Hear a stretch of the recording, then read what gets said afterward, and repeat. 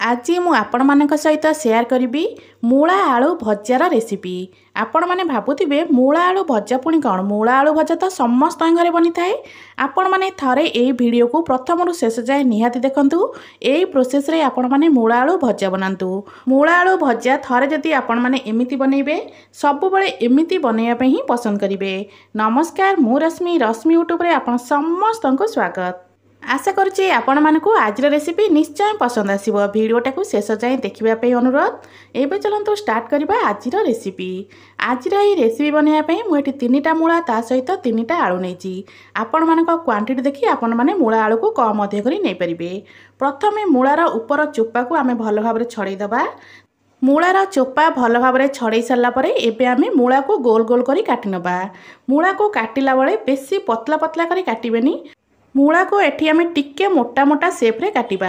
तो एठी देखि पारथिबे मूला को एठी मु बिल्कुल भी पतला करी काटिनी, एमिति टिके मोटा मोटा करी काटिची। तो एबे चलंतु सेम प्रोसेस रे सबु जाक मूला को एठी आमे काटि नबा।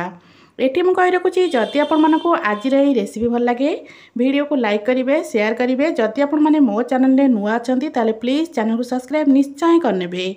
फेसबुक पेज रे देखुतिले फॉलो तो निहाती करिवे। मूला सबको भल भाव में काटि सारा पर एबे गोटे बड़ जगार पानी नहीं जावा। यही पानी जगार आम मूला को देदबा। मूला को दे सारा पर हाथ में एमती मकचिकी 2-3 थर भाया भल भाव में धोई नबा। सेम प्रोसेस रे एठी मु आलूर चोपा सबू छड़े नहीं। आपण माने चाहिए आलूर चोपा को रखिकी भाजी पारे। तो ये मु आलूर चोपा सबको भल भाव में छड़े नहीं। आलूर चोपा छड़े सारा पर जमी आम मोटा मोटा सेप्रे मूला काटी से सेप्रे एठी मु आलू सबको काटि नौची। आपण माने मूला आलू को विभिन्न उपाय रे भाजी थिबे। थरे मूला आलू को एमिति भाजंतु, देखिबे आपण मानकु एई मूला आलू भजा बहुत बढ़िया लागिबो। मूला आलू को धोई सारला परे एबे चलंतु भजा पे गोटे मसला बनेबा। ग्राइंडर जार रे गोटे चमच सोरिष, गोटे चमच जीरा, 2टा देइथिली सुखला लंका। राग जदि अधिक खाउथिबे तो अधिक लंका नै परिबे। 5 ରୁ 6टा देइथिली रसुण, ता सहित फाळे टमाटो, फाळे दबा पियाज। एबे एथिरे अल्प पानी देकी आरोटे चिकन पेस्ट बनै नबा। मसला को आपण माने बिल्कुल भी खदखदड़िया करी बाटिबेनी, पूरा चिकन करी बाटिबे। तो ये देखि पारथिबे मसला को मु पूरा चिकन करी बाटी नेची। एबे गैस ऊपर गोटे कड़ाई बसई सेथिरे अल्प पानी दबा। हाफ ग्लास भी कम पानी मोटी देथिली। पानी टिके गरम हो सारा परे काटिक रखिथिबा मूला और आलू को एठी देदबा। गैस रा फ्लेम को यही जगह हाई रखिथिबे। हाई फ्लेम रे मूला आलू दे सारा पर स्वाद अनुसार लुण, हाफ चामच दबा हलदी गुंड। लुण हलदी गुंड दे सारा पर याको कभर करनेबे। कभर करके मात्र 1 ରୁ 2 मिनिट टिके फुटिबा पे छाड़िबा। 1 ରୁ 2 मिनिट पर तो ये देखि पारथिबे मूला आलू एठी पूरा भल भाव में फुटी गलानी। तो याको एपट सेपट कर टिके आमे गोळै नबा। तापरे एई जगह आमे देदबा बाटिकी रखिथिबा बेसर बा सोरिष मसला को दे सारा पर पुणी आउ थरे याको टिके गोळै नबा। गैस रा फ्लेम को सेमिति हाई रखिथिबे। हाई फ्लेम रे 1 ରୁ 2 मिनिट याको टिके एमती गोळै नेबे।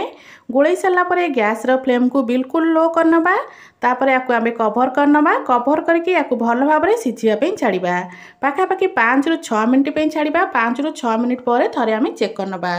जदि 5 ରୁ 6 मिनिट पर मूला आलू भल भाव में सिझी नथिबो तापर पुणी आउ थरे कभर करके आउ 3-4 मिनिट पे याको सिझिया पे छाड़िबा। तो ये सिझिबार 5 ରୁ 6 मिनिट हो गलानी। एबे चलंतु प्रथमे चेक करनबा मूला आलू हमर भल भाव में सिझिछि कि नाही। तो ये देखि पारथिबे मु जेतिकी मोर पानी थिला पानी एठी बहुत कमी जाइछि। तो एबे चलंतु चेक करनबा मूला आलू भल भाव में सिझिछि कि नाही। तो ये देखि पारथिबे मोर मूला आलू पूरा भल भाव में सिझी गलानी। तो जेतिकी पानी आउ अछि एई पानी को आमे सुखैबार अछि। गैस रा फ्लेम को एई जगह हाई कर दबा। हाई फ्लेम रे 2-3 मिनिट छाड़ला पर देखिबे मसला पानी सब भल भाव में सुखी जिवो। गैस रा फ्लेम को हाई करकिना 2-3 मिनिट छाड़ी नौची। 2 ରୁ 3 मिनिट पर एठी देखंतु पूरा सबू पानी सुखी गलानी। तो मसला भी बहुत भल भाव में सिझी गलानी, ता सहित मूला आलू मध्य सिझी जाइछि। एबे कौन करबा ना गैस ऊपर गोटे तावा बसैबा। तावारे 2 चमच देबा सोरिष तेल, ता सहित गोटे चामच दे दोची पंच फुटण। आपण माने चाहिले एठी केवल जीरा कि केवल सोरिष मध्य नै परिबे। फुटण टिके फुटी गला परे गोटे बड़ साइज रो पियाज को पूरा छोट छोट खंड रे काटथिली। एई पियाज को एठी हमें दे दबा। पियाज को एठी हल्का गोल्डन ब्राउन कलर हवा पर्यंत भाजिबा। हाई फ्लेम रे 2-3 मिनिट भाजिला परे देखिए पियाजर कलर हमर धीरे धीरे चेंज होबाक लागिबो। पियाज बास हल्का गोल्डन ब्राउन कलर करी भाजिबे, बेसी डीप करी मध्य भाजिबेनी। गोटे रु 2 मिनिट पर एबे देखंतु पियाज एठी भल भाबरे भाजी हेगलानी। एठी आमे सिझेकी रखिथिबा मूला आलू को देदेबा। गैस रो फ्लेम को मीडियम रखिबा। मीडियम फ्लेम रे एठी मूला आलू को भल भाबरे भाजिबा। जेमिति मूला आलू ऊपर हमर हल्का हल्का गोल्डन कलर आसिया पर्यंत एठी आमे मूला आलू को भाजिबा। मूला आलू को एठी भाजिला बेले किछि किछि सेकेंड रे आपण माने मूला आलू को एपट सेपट करी एमती पलटौथिबे। एमिति एपट सेपट करी भाजिबे पाखापाखि 4 रु 5 मिनिट पर्यंत। 4 रु 5 मिनिट भाजिला परे एठी देखंतु मूला आलू ऊपर हल्का हल्का कलर हमर आसी गलानी। तो एठी मूला आलू भजा पूरा रेडी।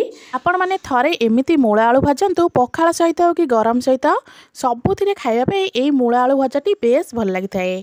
आशा करूची आपण मानको आजिर एई रेसिपीटी निश्चय पसंद आस्तिबो। पुणी आसिबे गोटे नुआ रेसिपी नहीं से पर्यंत रहूची। नमस्कार, जय जगन्नाथ।